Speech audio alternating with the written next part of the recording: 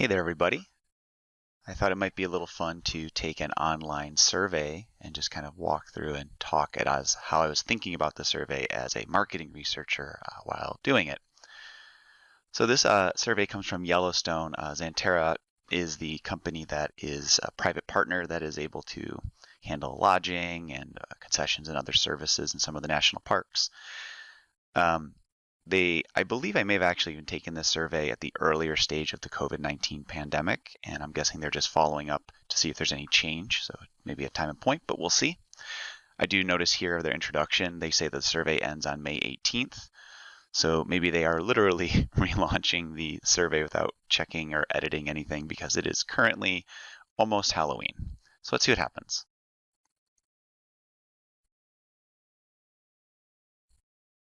Okay, so we start off with a nice basic introduction.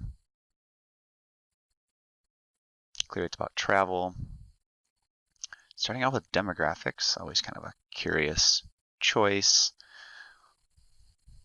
Unless these are needed to facilitate piping and flow of later questions, we don't really want demographic or classification questions up front.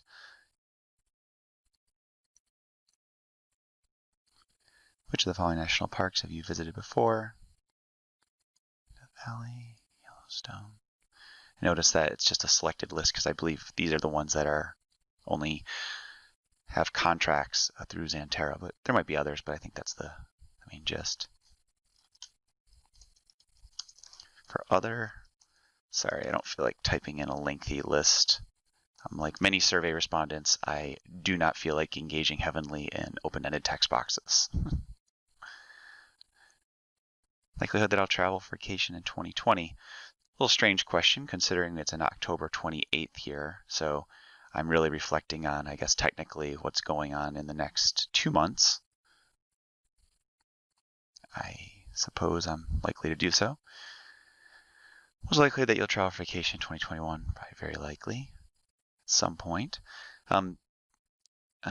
Goodness gracious. This is such a pet peeve. Unsure is not the middle point for a likelihood scale. Knowing that you're neither likely nor unlikely is not the same as being unsure. Being unsure means you're literally in a state of lack of certainty. So it's an entirely separate category than saying that there's about a 50-50 chance, right? So that's definitely a pet peeve in the survey design there. When determining the right time to begin traveling for vacation again, how much impact will the slowdown of COVID-19 in the U.S. have on your decision? The slowdown of COVID, how much impact will the slowdown? Oh, that's a complex question here. Okay. When determining the right time to begin traveling for vacation again, how much impact will the slowdown? So when it slows down, that will be me determining the right time to begin traveling. So not when I actually will travel, but rather when I reflect on when I'm going to travel. Oh dear, that's a mouthful and very confusing. I don't even think they might actually be intending for me to answer the question as literally worded either. I think in the end, they just want me to know if the slowdown of COVID-19 shapes whether or not when I'm willing to travel again. I'm going to answer the question as though that's what they're asking, which of course leads to problems in the survey design here because we have multiple different ways people might be interpreting this tricky question.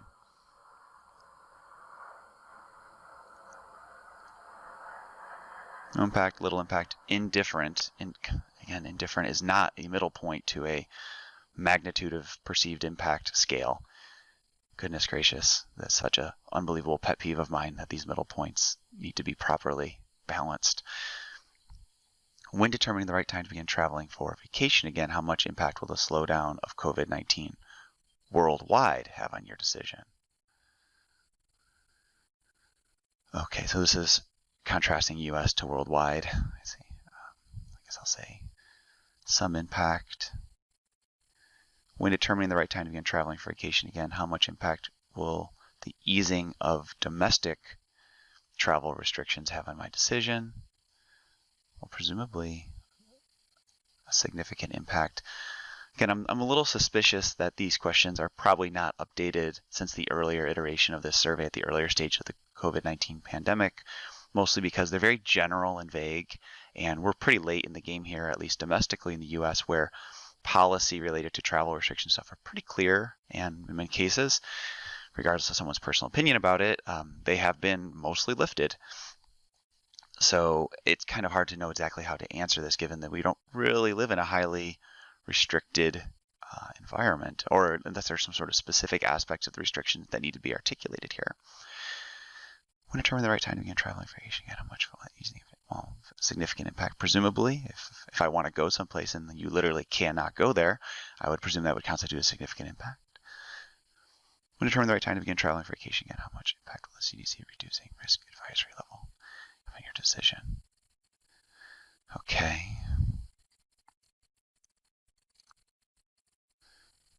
Availability of flights.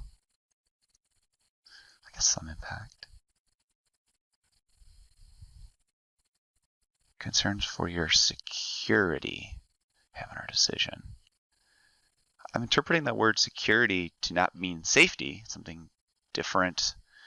So not really impact to me, but I'm a little worried that they have a poorly designed question here, and maybe they are thinking about concerns for my safety, but maybe they do mean actual security. When determining the right time to begin travel for vacation, how much impact will the concerns for your personal financial situation have on your decision? Some impact.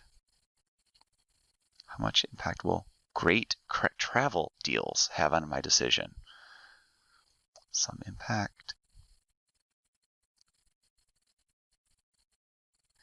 It's a little tricky here, so I guess I'm supposed to presume that there will in fact be great travel deals. And that may be what's impacting my decision. Health and sanitation programs to combat virus spread at your travel destination have on your decision. Very important. When determining the right time to travel on vacation, how much impact will COVID-19 testing begin being widely available have? Widely available. Impact. Notice that as I'm reading these, I stopped reading the intro, right? As a like most survey takers, I just presume it's the same thing over and over, and I just kind of focus in on the topic on the latter half, which is fine, presuming there is no change. Oh, we have different questions below. Okay. How much impact will a COVID-19 vaccine being widely available have on my decision? Oh, very significant. When determining the right time to begin traveling for vacation again, how much impact will a COVID-19 cure being widely available? Cure. In the context of a virus, I'm not really sure the distinctions between vaccine and cure here. I guess treatment. This question might not be particularly clear. I'll say significant, though. Related, I kind of presume I'm addressing more like the vaccine or maybe treatment options. So my takeaway here is that all these questions, ignoring this issue of indifferent, the idea is that they'll probably compute this data in a way that allows them to see which of these issues people see report as having the bigger impact on their decision making. And importantly, I'm pretty sure they did this exact same survey at the earlier stage of the pandemic. They can look at the delta, the change between these answers from one time period to the next.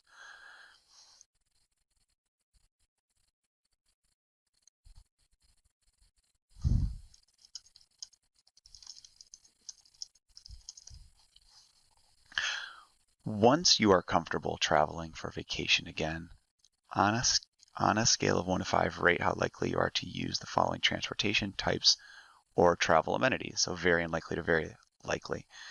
Nitpicky, but I would love to see these scale points actually labeled down here rather than me having to answer the questions, look at the numbers, then remember what the numbers are correspond to. I'd rather just see the actual labels right here where it says 1 to 5.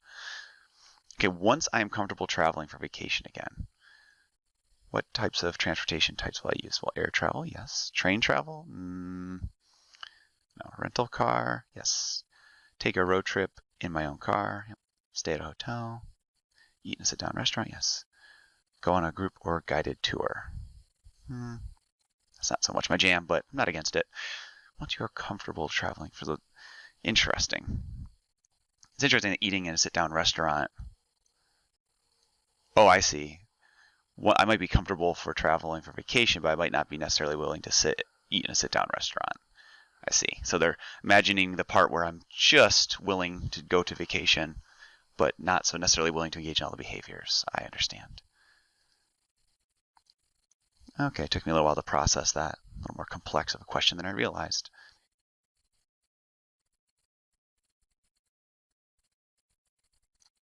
There we go.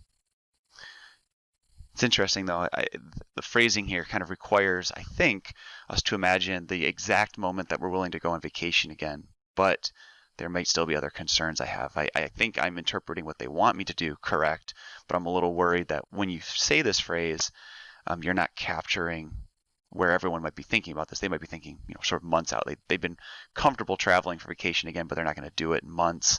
So they have a whole different estimate of what's going on with the pandemic. A little tricky.